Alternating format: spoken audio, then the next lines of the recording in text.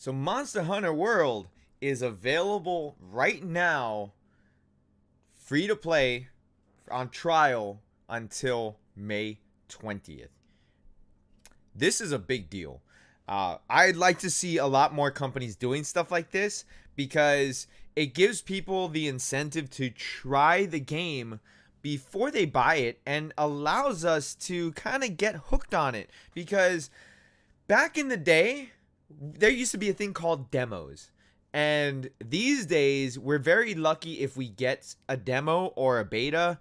And in all honesty, I prefer demos over betas, but that's a topic for another day. And I mean, they're both important, but we'll talk about that in a different video. But on this video, I want to talk about how fantastic this is. Now, myself, I played the beta for Monster Hunter World. I have to admit, I didn't really like it. There were some things that were fun about it, but overall, it really wasn't a game for me. And I gave it a fair time. I the amount of time that I played it. I think I played it for about like 2 hours or something like that on live stream, and then I played it a little bit off camera. But it was always the same thing on repeat because the beta you only limited to a certain amount. So now I might jump back into Monster Hunter World to test it out since it is free until May 20th. That gives us a good while to play this game. As of me recording this video, it gives 9 days to actually test this game out.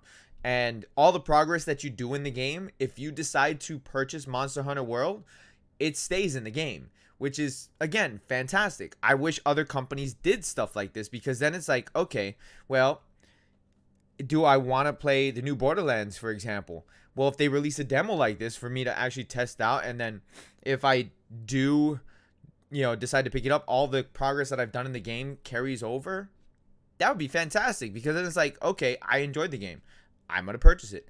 Now, granted, I can see where there's limitations. I get it because, if you make a game available for that amount of time, you could essentially beat it or complete the game in that amount of time. But when it comes to open world games such as Monster Hunter World or games that don't really have like a true ending, where it's more like kind of like an open world, you get to enjoy it with your friends type of deal, that's a good thing to get people excited for that game. And one of the reasons why they're doing this is because of the trailer that they dropped on the PlayStation State of Play experience. I keep wanting to say PlayStation Experience, but it's not. It's a PlayStation State of Play video.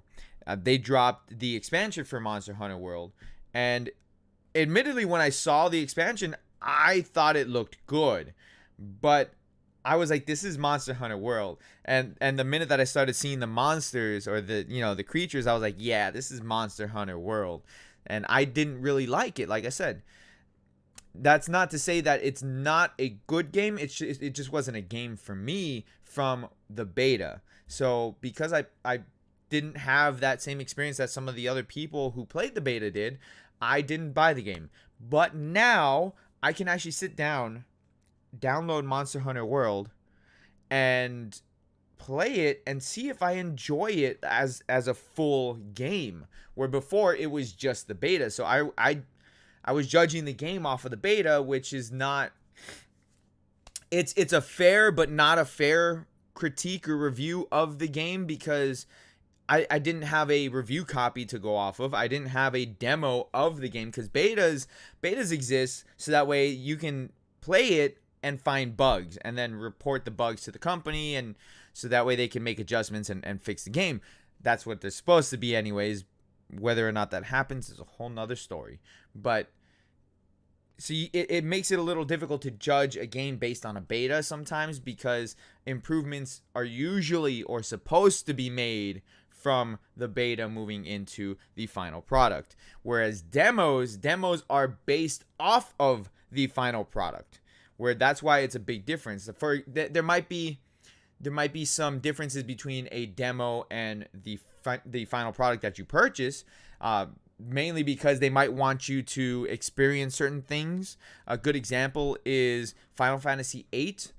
if you guys were around back then, Final Fantasy VIII demo was available if you bought the PlayStation Magazine, and they gave, in back then they would give demo discs bundled with the PlayStation magazines, and in that demo disc was Final Fantasy VIII. So I got to play the Final Fantasy VIII demo on there, which was the event that that basically you're on your first mission as students and all that, and so you get to experience the game, the full-on game, with summons, with the different characters, limit breaks, all that stuff. You got to experience it. The difference being that one of the characters that was in the demo was not there at that moment in the game, which was Renoa. Renoa was not available in the game at that same moment that the demo took place. They changed that so that way, because not so that way, but they changed it because Renoa is the main heroine of the game, so they decided to put her in the demo, even though in the finished product she was not at that moment of the game. But that's not to say that it wasn't a good depiction of the full version of the game, because it absolutely was. So that goes back to me not being able to get a full-on experience with Monster Hunter World because I played a beta, which is essentially not a complete version of the game. So now I'm able to experience this, and I will be playing it just to see if I was right. Was it something that's not for me, or maybe this time around I might actually enjoy it. I would love game companies to do this moving forward more often, because it just allows us to have that experience and to make an educated decision whether or not we're going to buy the game. Another good example is, since we're on Capcom, if Capcom released a full-on demo for, I don't know, Resident Evil 7 instead of the preview that we got, which was like the beginning hour, maybe people would have been a little bit more inclined to buy it, and the sales would have been even higher than what they were. Now, Resident Evil 2, Capcom did it right with Resident Evil 2, and they released the demo. Granted, it was a 3-minute demo, but it's a demo nonetheless. Everything that you played in the demo, or almost everything that you played in the demo, was in the game itself. So that was a very, very good thing. Now, I'm not saying that the demo for beginning hour of Resident Evil 7 wasn't in the game per se. The locations were, but the way that the items were and the backstory and all that wasn't really in there. There was only a couple things in beginning hour that was actually still in the game. Other than that, item locations were moved. But I digress. Back on topic. Moving forward for other games, especially for open world type of games, I think would be very beneficial. If, for example, I hate to beat a dead horse, but Anthem, if Anthem had released a working demo instead of the beta that we got, which was not that good, if they would have released a full-on working demo, then perhaps we would have been able to experience what the game actually was. But I feel like one of the reasons why they didn't do that is because they kind of they knew what was going to happen, and they're like, nah, this is what you get, fam. But again, I digress. Monster Hunter World is available. If you want to play it for your first time, go play it. Make a judgment of yourself, or not of yourself, but for yourself. And let me know down in the comment section below. Is this a game that you already play? Do you enjoy it? If not, if you haven't played it before, are you going to play it now because it's free until the 20th? Let me know. Make sure you guys are hitting that like button, subscribing if you guys are new. Thank you so much for watching the video today. I do appreciate it.